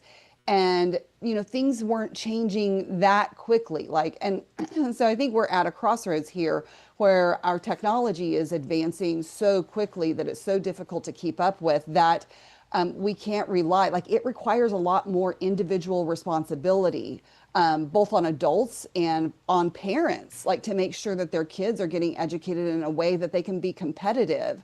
So it's interesting. We're kind of, by virtue of our advancement, breaking the collectivism mold in a lot of ways. But you're absolutely right. It certainly has the potential to kind of create a two-tier society. Do you think that this AI fear comes down to something that's a bit of a deeper fear, that this existential question that humans are losing meaning and relevance, not just employment? I don't know. I'm an optimist when it comes to that because I actually don't believe that I have a pretty good imagination, but it's pretty hard for me to imagine that we can reach a point where the technology can become so good that you can really replicate humanity, like what innately makes us human. And like I said, it's those like, and I think that boils down to those individual differences and the uniqueness of each person. Like, I just don't think you can ultimately perfectly clone that within AI. Okay, here's a question that I posed to my Twitter followers just a second ago, and I posed to you and to the chat. Do you think that AI is killing creativity, or is it exposing how formulaic a lot of creative work already was? Because I'll say that from my experience, we have been doing gangbusters with our meme game lately. Our AI-generated content that we've doing has just been blasting off and going viral. And somebody says, "Austin, this is terrible. I hate this. Why can't you just do something good?" And I'm like, I don't want to be good anymore. I want to be famous. Well, but it's just formula. It's just a formula. Sure, yes and no. Like, but you can tell me though, like when you talk about the style of the content that you're creating, like, you know that the style itself, like, goes through kind of people's attention spans as far as like what that will only work for so long before they're tired of that format, or like they're like, I've seen that before. I want to see something new, right? Mm-hmm. I mean, so it actually requires a different kind of creativity, maybe from you in that. And like I said, like I touched on earlier, like there is, like, I think a lot of people think, oh, you can just tell AI to do this thing, but it's not that simple. Yeah, you're right. You're right. There are definitely like secrets and tricks that I have that like I don't share with the wider public, because like, you know, it's like learning the magic tricks first, and you know, once like you say everybody can do it, then it's not special anymore. And there is a lot of special stuff that I'm able to do now that other people can't, because I've actively researched the tools and prompting them, and then I also go through a creative process of reducing down the best of the best and adding certain elements to it. And we're getting better and better, and my socials are blowing up for it. So the way I look at it is, you know, I'm very pro AI. I sort of look at it as like a conductor of a symphony. Is the purest form of that art going to be a conductor with everyone who's there being a human playing an actual instrument? Sure. But if you think about electronic dance music, or, you know, beats that are played, that's one person who's a DJ. He can't play all of those instruments. He's taking the computers to make all of the sounds, and he's conducting the symphony to some extent. No matter whether it's Skrillex or any other EDM person, they can't play all of those instruments, but they can arrange them in such a way as to be aesthetically pleasing. And isn't that here's the thing? It's the same reason why people don't go to the theaters anymore, because they have a television in their house. They can enjoy the experience the same way. It's the same reason little kids would rather watch their iPhones than go see the big screen spectacles, unless it's Minecraft movie. They don't want to go because they're just as happy watching 7 to 15 to 30-second clips as they are watching full-length movies. Right. Well, and I would say that actually maybe more happy, you know, watching those short clips, because that does something different in our brains, you know, when it comes to that reward. So there is like that there is something to that. But I would say too, you know, when you talk about inputs in AI, it requires you to already have a knowledge of, you know, existing art forms and styles, because you are putting in the prompts that basically give AI the comparison to something else that's already existing in a lot of ways. It's just like, I mean, it's like somewhat like, you know, historically, all the great artists, you know, usually spent time copying other great artists as they were honing their craft. Like, anybody who goes to art school will spend some time copying the paintings or whatever it is of the great artists who have come before them as they learn that style. Now, that ultimately may not be what their style is, but that's how they internalize and learn those skills to be able to do different things. So I think there are some parallels in that sense. Sure. Well, I think what happens is that you have the artists, and they don't like that someone like myself, some brute, can come along and dabble in their art form, and sometimes out outperform or outpace them.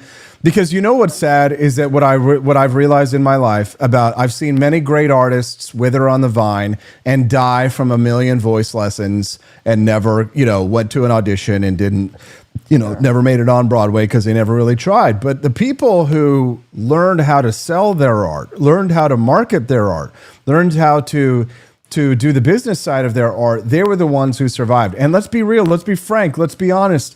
Most artists, they don't understand a damn thing about business. That's why you get so many stupid actors with their starving artists. That's why we have the phrase starving artists. Yeah, right? Because they're dumbasses. And you know what I said? I said to myself, I went to art school and got an art degree, a Bachelor of Fine Arts, as a matter of fact, whoopity woo, in musical theater of all things.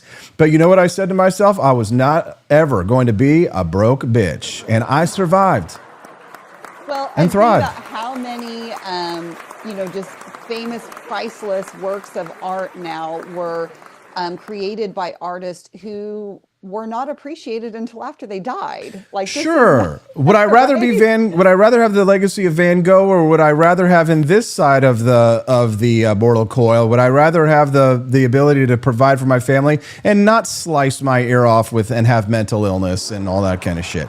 I'm actually not worried about AI taking over creativity, because I do think the law of scarcity kicks in here.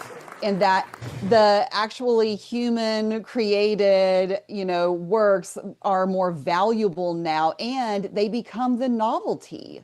So, you might think that, I think there, was a lot of talk about when everything went online that, books are going to go by the wayside. Nobody's going to read real, actual books anymore. Well, let me tell you, I have a daughter who drags me to a Barnes and Noble anytime there's one in the area, because, it's not going anywhere. And when we go into a Barnes and Noble, there are people of all ages in there. And like, it's encouraging, right? And I see kids reading real books all the time. So I'm an optimist when it comes to this. I think humans will always find a way. And I think you adapt or die, right? Exactly. Well, what could be more libertarian than that? Survival of the fittest. Do you think that AI maybe is more dangerous in a country like China? Yeah, for sure. I mean, I think that like I said, I think that I'm not as concerned about it here, because it, in a lot of ways, comes down to the principle of individual liberty. And if you have erased individualism so heavily in your society that you have nothing but collectivism, much more dangerous, right? I think that we already see that in China. And that's one of the concerns, when you talk about AI, is that, and when you talk about, and this leads into all kinds of topics, on the economic side of things, when you talk about our energy production and you talk about these data centers and all of these kind of things, like, it's all tied together. And we have to find very real world solutions, because we need those things to support AI if we are going to be competitive in the future. So that's why we can go back to all of the economic side of things with, it's so important to deregulate energy and to let there be competition in the market, because the monopolies will hold us. Oh, here it is, the free market. It's always the free market with these people. I knew that was coming. Last question for you, Camellia, and then I'll let you go. You've been a great guest today, as usual, and we're also grateful. Everybody give Camellia a big round of applause. She rocks. Last question here for you on the whole AI thing is, so final big one. If you were advising a 17-year-old right now about their career path, knowing what you know about AI, what would you tell them? Yeah, I would say, if you like technology and advancements, I think you need to get that knowledge. Honestly, we need to be training kids in high school about this anyway. But, you should, if you haven't had that in high school, you definitely need to be taking classes online or wherever it is about that.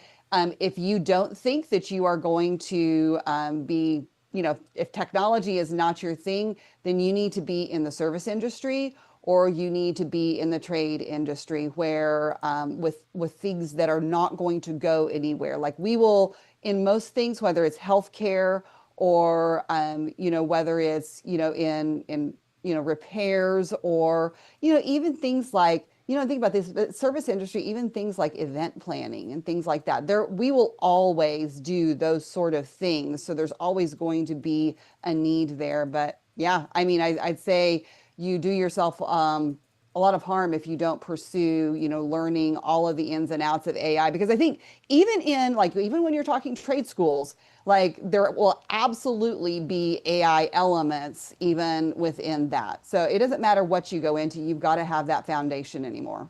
Okay, Camelia Peterson, we will listen to you and we will educate our children. Is our children learning about AI? Well, I'm here in a city where thousands of kids have been debating things like AI, and so, by the way, a good luck for Felicity today. So we're in day number 2 of the National Speech and Debate Competition. So hey, go Felicity! We're sending our best. Don't forget, Camelia, we will not be here on Thursday, so we look forward to seeing you next Tuesday here on the Wake Up America show. Have a good one. I'm so excited about your shoot. Have a great time. Thanks. Bye-bye. NBA officiating is a joke. I don't know what Tucker Carlson is saying. Let him go get a television network and say it so that people listen. Thank you. Wait a minute. What is the audio on this? What am I listening to? Hold on. That was Trump reacting to Tucker Carlson. NBA officiating is a joke, and they know it. We all know it. SGA can simply lower his shoulder into whoever he wants and go to the line. Scott Foster understands his assignment.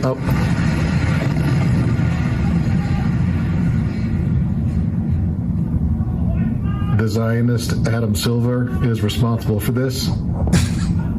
Somebody's already doing voiceovers of the Iranian state TV bombing, alleged bombing. Good morning, folks. We're waiting for Kenny Cody to get back. He had a little traffic this morning. We hope he will be able to join us here on the Wake Up America show. He is the editor of Human Events, but he messaged us this morning. There was a bit of a problem. When you have problems with traffic, you need traffic reporters who are in helicopters, but sometimes people who drive helicopters, do we say drive? We fly helicopters.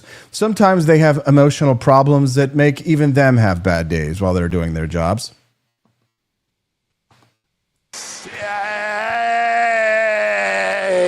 The answer is yes. You know what? I don't care. I don't care about my. I am married. I am legally married. I am legally married. That's about the only way you can really say it. I am legally married, but I am not looking at now at all. I just had a bunch of debacles with my personal life. Yes, it's true. I know it's hard to believe. Somebody that doesn't even know what he's talking about in a relationship, and but I got nothing right now. Got nothing. Not really looking. I don't know if I would feel safe flying in a helicopter with a guy who is talking like that, to be honest. If there's a co-pilot there or somebody there with him, they're like, all right, man, just ease up off the controls. I'll take it. That's the guy who's going to drive it straight down into traffic. Hopefully that guy patches up things with his wife or things get better. Let's talk to Kenny. He's here. Kenny Cody. We'll be right back. Discuss Tucker Carlson, apparently a kook. Kooky Carlson, they call him. Donald Trump's attack on him. Steve Bannon, Tucker Carlson attacking the president biting back on Israel versus Iran. We'll be right back. It's the Wake Up America show on the 4 Liberty Network. Ever notice how some politicians spend more time chasing applause than solutions? Josh Hawley, yes, the constitutional conservative, the populist outsider, the guy with the clenched fist and furrowed brow, is now pushing for a $15 federal minimum wage. And I've got to ask, is he trying to win over working Americans, or is he just auditioning for MSNBC? Hawley's teamed up with a Democrat to more than double the minimum wage by 2026. On the surface, that sounds bold, unifying, populist. But scratch beneath the headline and you'll find the same thing you always do with Hawley. A slick maneuver that benefits him more than the people he claims to care about. This is the same senator who supported right-to-work laws and cheered when Missouri voters shot down wage hikes. The guy who railed against nanny state economics is now front and center with a plan that would make Bernie Sanders blush. You half expect him to show up in a union jacket and demand free college next. He's not wrong to notice that wages have stagnated. He's not wrong that working families are getting hammered by inflation and corporate consolidation. But the idea that a one-size-fits-all federally mandated 15 minimum wage is the answer? That's not populism. That's lazy economics wrapped in cheap applause. And who gets hit hardest? Small businesses in small towns. Places Hawley pretends to represent. Diners barely staying afloat. Gas stations scraping to make payroll. Forcing a nationwide hike without a plan to help them absorb it isn't bold, it's blind. But that's Hawley's move, isn't it? He puts on the man of the people mask, but his record is a carousel of contradictions. One day he's bashing big tech. The next he's pitching government regulations that would make progressives swoon. He talks like a constitutionalist, votes like a central planner, and grins like a guy always 2 years out from announcing a presidential run. He's flirted with Sanders-style economics before, floating direct cash subsidies to low-wage workers instead of wage hikes, welfare with a bow tie. Now he's just skipping the middleman and going straight to federal mandates. Same big government policy, just in red state wrapping. And let's not kid ourselves. This minimum wage push is about optics. Hawley wants to be seen as the Republican who cares about workers. The guy who can parrot the left, wrap it in patriotic language, and act like he invented labor reform. It's not about principle, it's about positioning. And it's working. Some conservatives are falling for it. They see the rolled up sleeves and think he's fighting for them. Meanwhile, he's just rolling out another top-down plan that hands more control to Washington and less freedom to the people doing the hiring. Raising the minimum wage sounds great until the layoffs start. Until the kiosks go in. Until the mom and pops close because they can't compete with multinationals gaming the tax code. The rich get richer, the poor get pink slips. And Hawley gets another cable news segment. If he really cared about workers, he'd be fighting for more freedom, not federal control. Cut red tape, cut taxes on small businesses, deregulate industries strangled by nonsense. But that doesn't get clicks. That doesn't trend on Twitter. That doesn't get you invited to nod solemnly on Sunday shows. And maybe some of them do care. But caring isn't enough. You have to be consistent. You have to have a spine. You can't be the guy warning against tyranny on Monday and then pushing wage mandates on Tuesday. Josh Hawley isn't a fighter. He's a performer, a guy who reads the crowd and plays the part. And if tomorrow that crowd wanted $20 an hour, you better believe he'd back that too, just to stay in the spotlight. So what do? We call it out, loudly. We don't let the populist mask fool us. We don't accept big government solutions just because they come with a red tie instead of a blue one. We fight for real liberty, real prosperity, and real reform, without selling out to central planners in disguise. And if you want to wear that fight, not just talk about it, head over to forlibertyshop.com. No corporate fluff, no lobbyist handouts, no phony populism. Just clean, bold, liberty-first gear you can wear with pride. Because freedom isn't a slogan, it's a standard. It doesn't come with a minimum. It comes with maximum responsibility. The Founding Fathers dreamed of liberty. They forgot one thing: coffee. Introducing Founding Flavors Coffee, the brew that built America, and the brew that's fueling a new revolution, one kitchen at a time. Small batch roasted, Patriot approved, and disappearing faster than a red coat at Yorktown. Don't get left behind, soldier. Real patriots are starting their mornings with Founding Flavors. And trust us, freedom tastes better with a fresh cup in your hand. Stop drinking those tyrant brews who take your money and don't support your values. Stocks are limited, demand is booming, and your morning deserves a taste of liberty. Order now at forlibertyshop.com before the next shipment gets signed, sealed, and sold out. Founding Flavors Coffee, the official brew of morning rebellions everywhere. Get yours at forlibertyshop.com.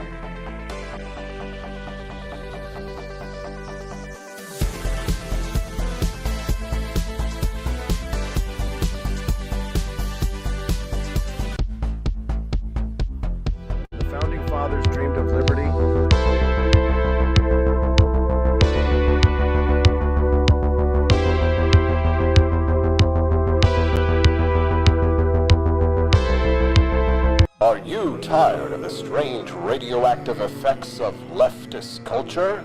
Do you ever wonder what happened to good old-fashioned American values? Well, fear no more, because there's a new force fighting back against the cultural rot of today. Introducing Culturama, a right-of-center talk show that's taking back the future today. Hosted by none other than blonde bombshell herself, Daniela Pensack. She's not just talking, she's taking culture back. With sharp takes, brilliant guests, and a few surprises along the way. Tune in to the live video podcast twice a week, because the future doesn't have to be weird. It can be Culturama. If there wasn't going to be somebody who was a fiery champion of liberty, somebody who would get out there and who would be aggressive, and if they wouldn't do it with more fire or passion than I had, then I would go and I would fight this battle for us. I've fought for the principles that we all share. Parties tend to be secondary to me. We're here because we believe in the principles of liberty. I am not a perfect messenger, but I think I'm a damn good one. This is a replica of our first president's flintlock pistol. You have my full support, my respect, and my gun.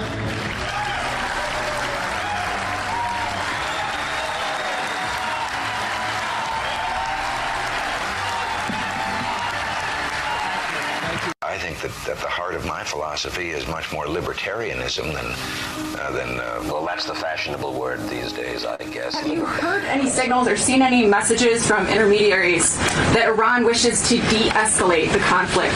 Yeah. What have you heard? What have you heard from the Iranians? They'd like to talk, but they should have done that before. I had 60 days, and they had 60 days, and on the 61st day, I said, we don't have a deal.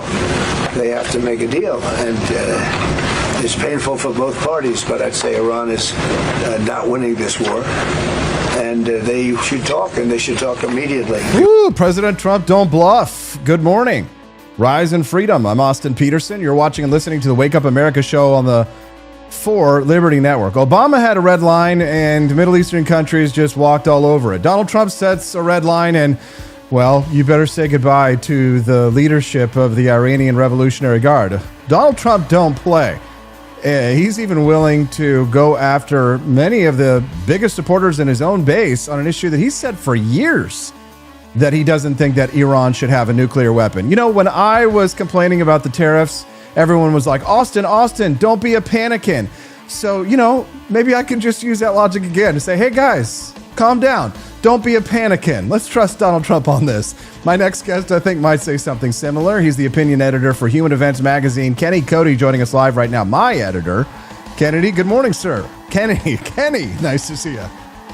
Austin, good to see you, brother. Good to see you. Yeah, it's been a lot of panic over the last couple of days, and you know the same way with the tariffs. And you just talked about how people called you to panic, and I think people should be apply the same logic to foreign policy. I think the one thing that Donald Trump has done well in the last 10 years of the MAGA movement, as of yesterday, actually, is trusting him on foreign policy. And you know, it was like last night, everybody talked about how we were about to strike Iran. You know, everybody's getting to get out of Tehran, and nothing happened. They literally came out and said that we were not acting offensively, we were acting defensively to get our military out of the region, which is always what Donald Trump has promised, is to prioritize the military and not put our men and women and leaders at risk in the midst of a war such as Iran and such as Israel. So I think that things are going fine. I think J.D. Vance is supposed to meet with Iranian leaders this week in terms of coming to a peace deal. We're coming to a denuclearization deal. And that's exactly what needs to happen. We don't need to panic right now and think that just because we're evacuating and getting our military out of harm's way means we're all of a sudden going to launch ourselves into a nuclear war. Yeah, I don't think so either. Every day on my feed, Kenny, I am confronted with is this World War III? Russia, Ukraine. It's going to be World War III. It's going to be World War III. And it's kind of fascinating, too, because you get a lot of opinions from these people when it came to the Russia-Ukraine conflict. You have like your Mearshimers out there. When it comes to that, they say, oh, it's a multipolar world, and it's all about spheres of influence. But the most important thing you'll often hear them say is that the strong do what they can and the weak suffer what they must. But when when Israel blows up an Iranian nuclear project. No, that's not what I meant. No. I mean, how long is Israel supposed to tolerate it? Donald Trump said specifically for years he would not allow Iran to have a nuclear weapon.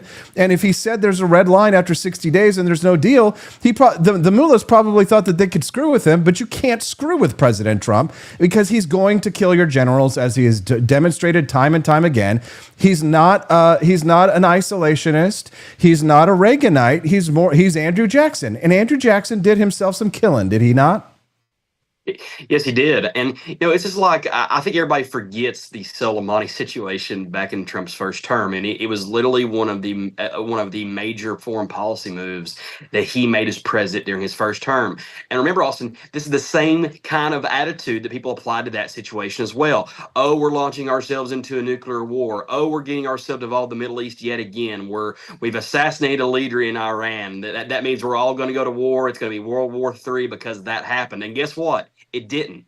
It didn't happen. We have avoided World War III. We've avoided another needless Middle East conflict because of actions like killing Soleimani. And I think that's going to be the same situation here. Letting Israel and Iran play it out. Israel has literally been preparing for this specific foreign policy for over 20 to 30 years. They have literally been planning out to do these kinds of things with the Iron Dome since that moment. This is 30 years ago, but it's probably the early 90s. So to now all of a sudden say that we're going to launch ourselves into this unbelievable nuclear war. I think it's ridiculous. And I'm not necessarily saying that I don't support going to war with Iran. I don't support getting ourselves in a proxy war.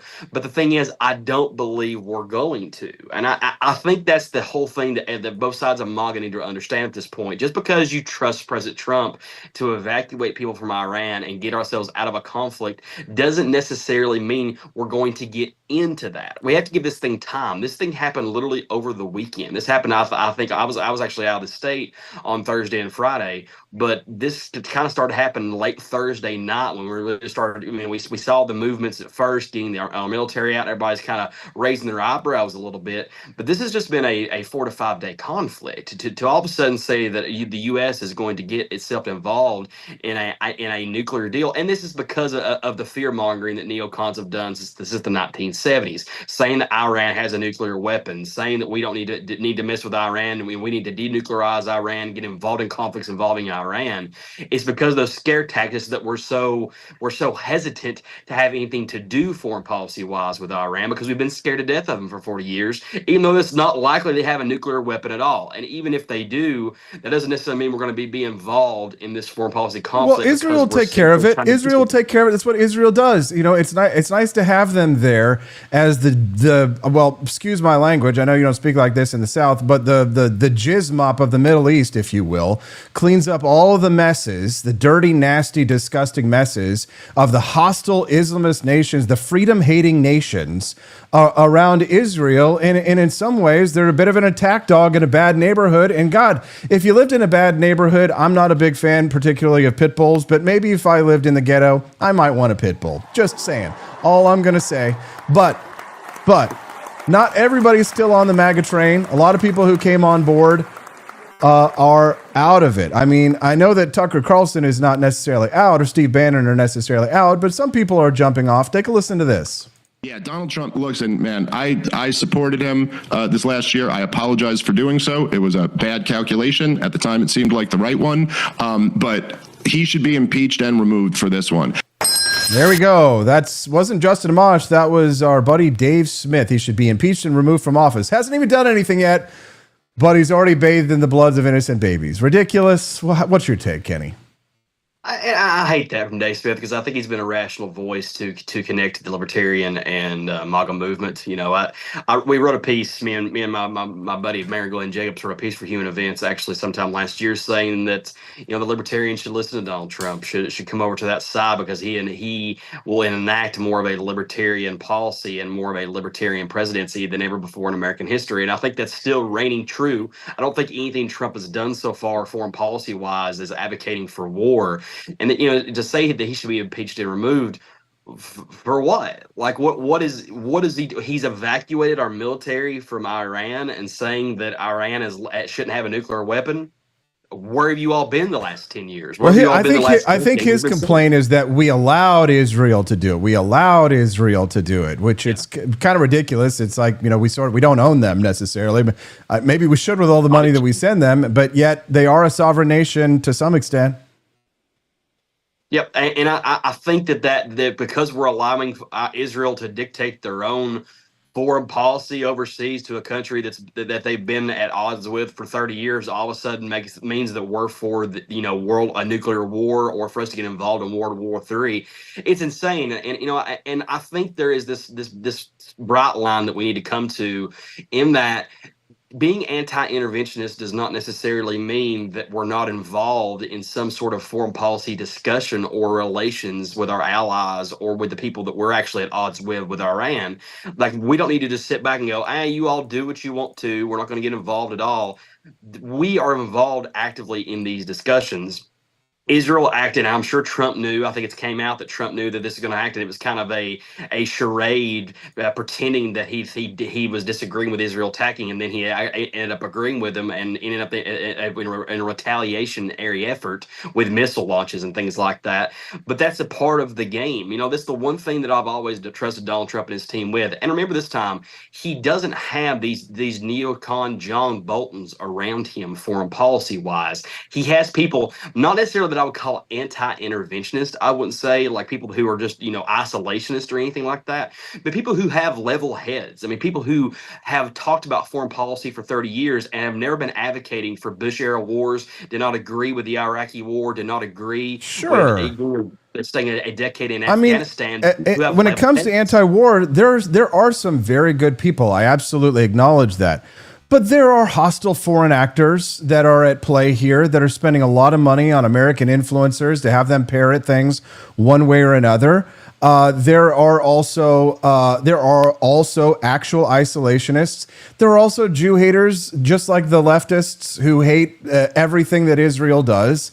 You can't be pro-Israel and be a Democrat these days. But over on the right, you will find that some of these people, like the Dan Bilzerian, the influencer class, like the Myron Gaines and others who speak to young men, ostensibly largely on the right, they are triggered by anything that Israel does. They have Israel derangement syndrome. Am I correct or not?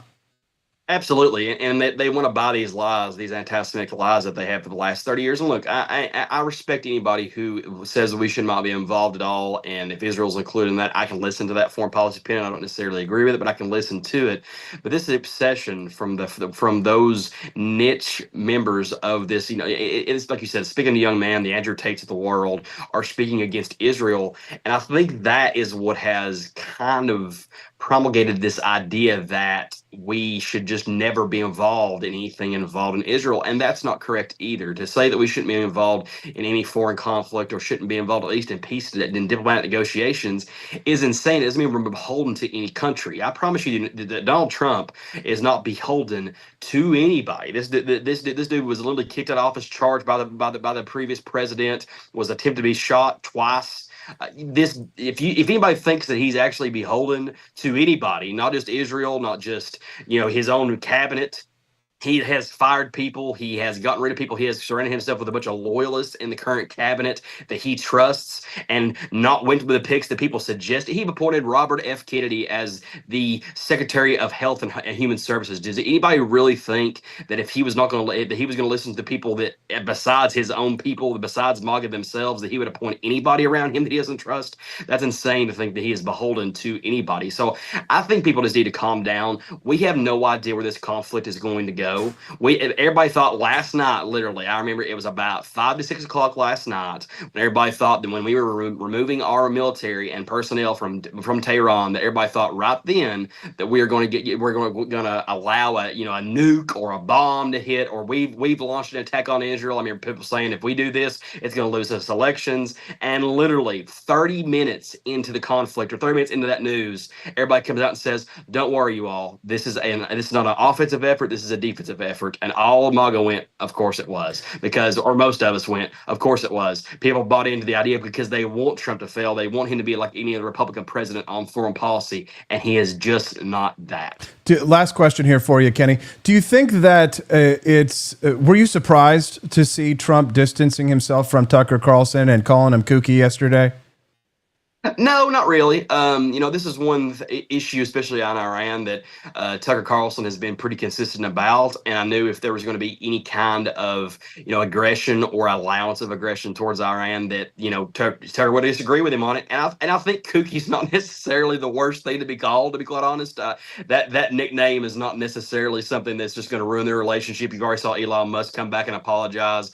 This is going to be one disagreement that they've got. I don't think this is going to be anything that's going to be a huge term in terms of follow-up, because they agree on 95% of we'll issues. See if Tucker will go back and delete some tweets and do his mea culpa. I'm sorry. And we'll all get along, and we'll beat the commie libs together. Kenny, Cody, we're beating the libs over at Human Events these days, aren't we? That's exactly right, man. I encourage everybody to follow along with your pieces, and everybody follow along with the Human Events editorial board. We've got some exciting things coming your way. Absolutely. You can check out my whole archive if you go to humanevents.com. Everybody loves to read the Libertarian Nationalism Manifesto. I keep seeing that gets shared out there from time to time from people who are more interested in the ideas that people like myself and my friends are sharing over at humanevents.com. He's the opinion editor, my editor. He's the boss over at Human Events. Kenny, Cody, we appreciate you very much, sir. Keep doing what you're doing, fighting the fight for truth, justice, and the American way. We will see you again very soon. Appreciate you, Austin. God bless you, brother. Hey, you too, brother. Have a wonderful day. You as well. You wrote an op-ed supporting President Trump's decision to send in federalized National Guard troops and active duty Marines to California. You referred to it as the threat from the radical left, an overwhelming show of force to end the riots, and talked about communities being terrorized. Given the amount of tension in the country right now, is that really the language to use? Yes, when you see left-wing street militias who are throwing bricks and frozen water bottles at police officers and shooting them with fireworks, and unfortunately you have mayors and governors in some places that won't allow police to maintain. God damn, this Earth's like the sea witch. Poor unfortunate souls. God, I had so many other clips that I wanted to play that were so fun and so funny, but I didn't have time. When you exit through the Grift Shop, remember, guys, no show tomorrow. No show Thursday, no show Friday, because I'm out of the office. If you guys miss me, think of me fondly. But we will be back next Monday. We've got to go out there and we've got to build the For Liberty Network. We've got to produce a full-length documentary, don't we? All these little mini documentaries are baby documentaries. Let's produce a big one. Where's the money, Lebowski? We'll see you guys here on Monday. Thanks so much for everything that you do. Thanks for listening. Even if you don't agree with me on a lot of these things, and I know many of you don't, that's okay. I think you're brave and confident just for being here, hanging out, listening to ideas, opinions that maybe you disagree with. That's one thing that I think that we need more of. We need to listen to people that we disagree with on things so that we can have a better understanding of how the world actually works and not live in our little utopian psychological bubbles where no one is allowed to conflict or contradict. We'll be back on Monday. Have a great week. We'll see you next one on the Wake Up America shows For Liberty Network. And tonight, 7 p.m., Culturama. Rumble.com/Culturama. Don't forget to watch Daniela Pensack and exit through the Grift Shop. Bye, guys.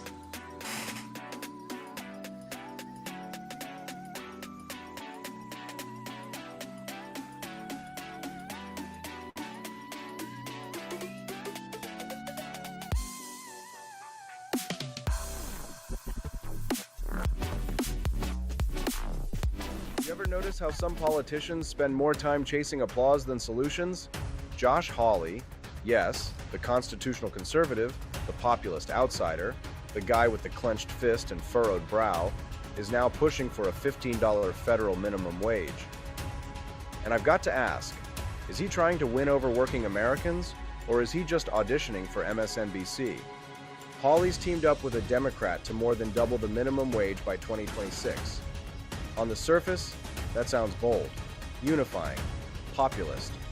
But scratch beneath the headline and you'll find the same thing you always do with Hawley, a slick maneuver that benefits him more than the people he claims to care about.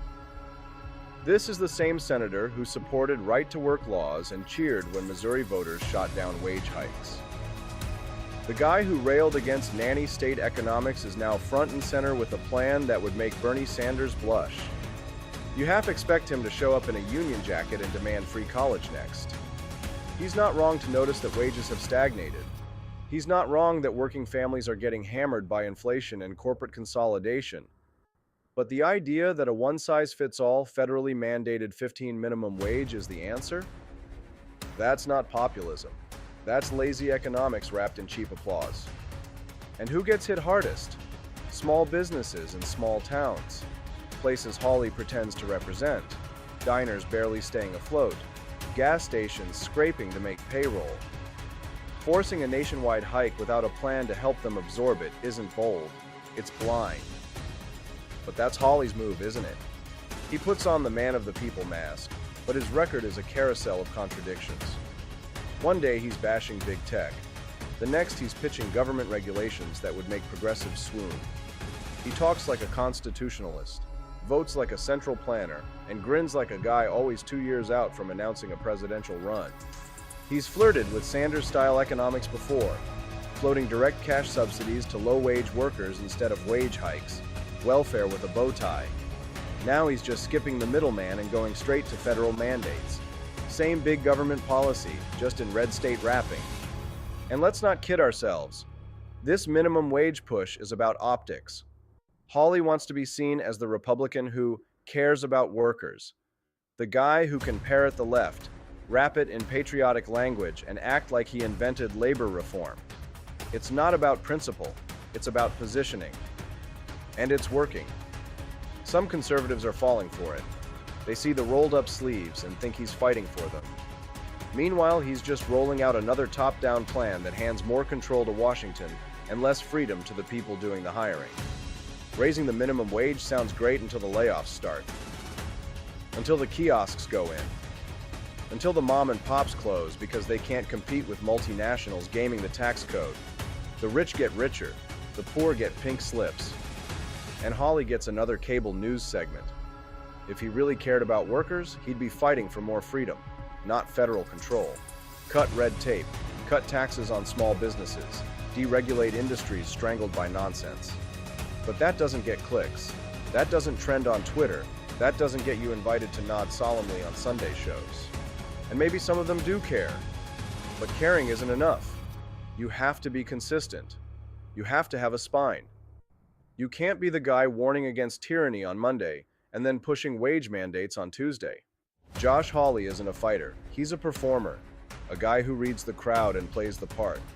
And if tomorrow that crowd wanted $20 an hour, you better believe he'd back that too, just to stay in the spotlight.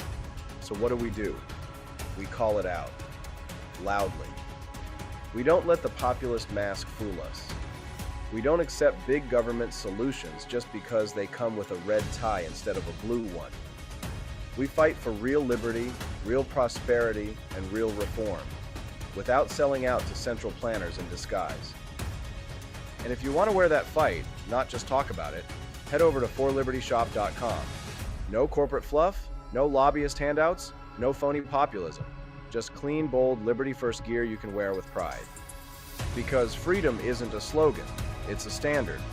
It doesn't come with a minimum. It comes with maximum responsibility and maximum resistance to political bait and switches like this one. Hold the line, speak the truth, and don't let your principles go for $15 an hour.